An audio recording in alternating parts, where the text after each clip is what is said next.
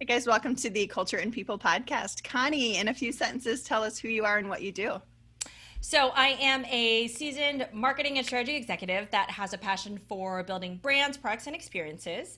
I run my own management consultancy where I help scale up companies not only develop their business and marketing strategies, but also drive the successful execution of those efforts. And lastly, I'm an avid podcaster like you.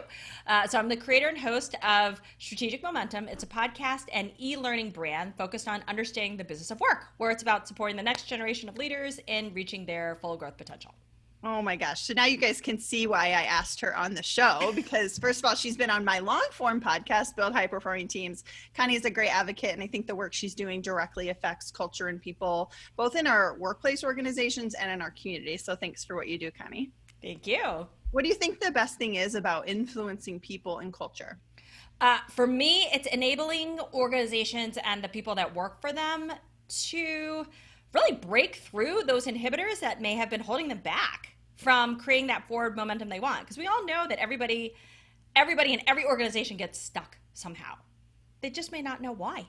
So being able to help, deconstruct and determine and decode really what that may be is really empowering. And when those light bulbs go off, you're like, oh, wow, it's actually not that hard, not as hard as I thought. That just feels really good. Yeah. And as somebody who lives in the future, futuristic thinking, I never thought to stop and ask why or why 5 times to get to that root, but it's so important. Otherwise, you're going to be spinning your wheels and potentially working on things that might not get you to your end goal because you haven't truly defined the why. Absolutely.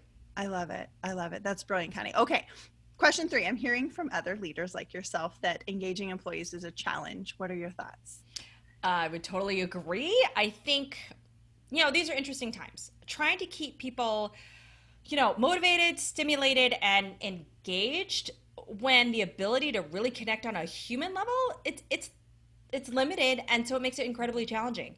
So I think, you have to be anticipatory, you have to be empathetic, and really just be in tune with others. And it also means you got to be really flexible and offer that flexibility to your team so they can continue to adapt and adjust. Because let's face it, change is the norm, which we all know because it's been going on, but uncertainty now is constant. And that's really unnerving for everyone. So to me, the real question is, how do you as an organization form some stability in your corporate culture? So while being able to pivot also and iterate and optimize when the macro dynamics of life are in flux. So, you've got uncertainty in life, but how can you create some stability in the work environment for your employees, so it doesn't feel completely out of balance? I think is really important. Yeah, we have to find those opportunities for stability. I think that's really Yes. perfect. And I don't know about you, Connie, and this is probably leading to the next question about the specific advice that you would share with organizations in order to advance their strategy or evolve the culture. But this playing up on one of the things you said, I was recently talking to an executive who said oh, this is really great. We've been doing this for all 5 months and it's still working. I was like, reassess.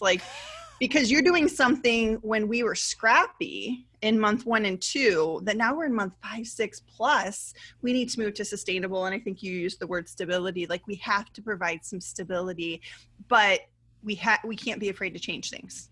Absolutely. So to me, the key is to be very fluid in the way that you operate going forward and in the way you think. You and your employees are going to be context switching all the time, particularly with work and home being completely blended. And to me, that starts by employing, honestly, agile principles across every facet of your company.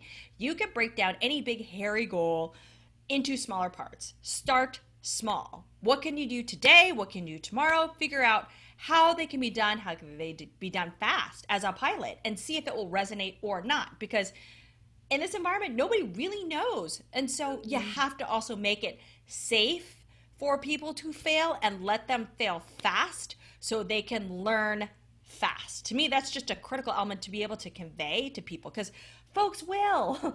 They can't do the things that they used to be able to do. So if they mess up, it's okay.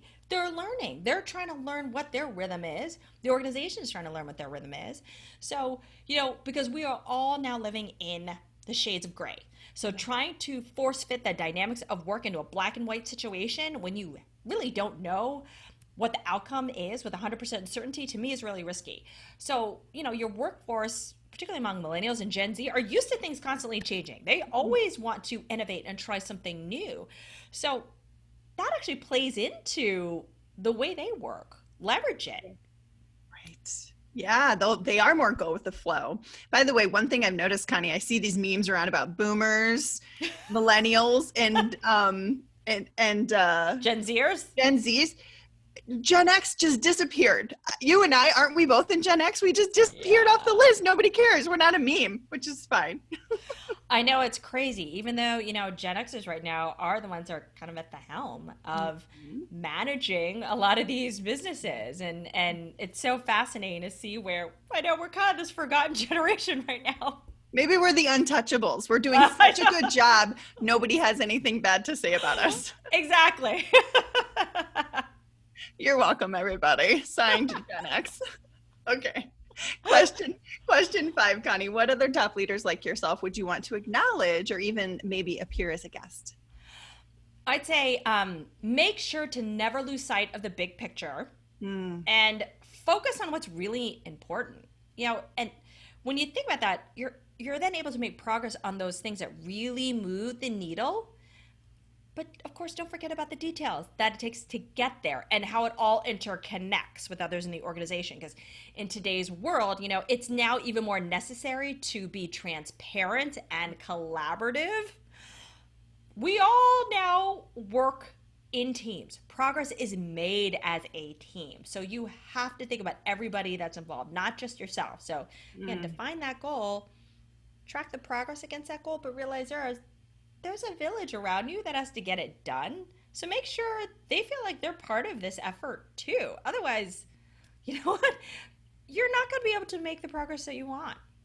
Yeah, they've got to be part of it. If they don't feel like they own some of the direction we're going in, and guys, if there's ever been an opportunity as organizations that we can make our employees feel like they're part of creating the new next, it's right now. So take full advantage of it. I love that advice, Connie. Give us a favorite resource that helps you advance your thinking on people and culture. Adam Grant's Work-Life podcast. That I love is honestly one of my favorite podcasts. This whole thing about how to make work not suck, which is great unto itself, that hooks you, but it's these really progressive stories of companies and people that think very outside of the box and reshape and reframe the way that you may want to think about approaching something. And so I always personally look for different ways of doing things. To me, that's what drives me. Having worked in technology for much of my career, always kind of seeing what's ahead, like you, enjoying that, looking into the future. Things won't stay stagnant and they have to change. So if you can find examples and try to integrate the value of that thinking into today's world, I think that's going to be incredibly important for, today's leaders and even those of tomorrow, because they see that you're looking at things differently. They don't want to do things the way that they used to be done at all. Yeah. And Adam's podcast, guys, you have 2 really strong votes for this podcast. And, leaders are always asking me, what should I be doing in my team meeting? I feel like I just do the same old lame thing. And I'm like, listen to pre-listen or listen together to one of Adam's podcasts. You guys, it's like a TV show. It's well edited. They have audio clips from some person, a mini interview, a discussion. It's so well done. I can't say enough about it. Adam is my total mind crush. So yeah, me too. That's awesome. Oh my gosh, Connie, I'm just so honored that you chose to be on this podcast or videocast, whatever we're calling it now. And thank you so much for your time. I love being on them, and I'm so flattered that you had me as a guest on again. Thank you. Yeah, maybe I'll create a 3rd podcast so you can be a guest. Sure, would be more than happy to. All right, cool. See you soon, Connie. Thank you.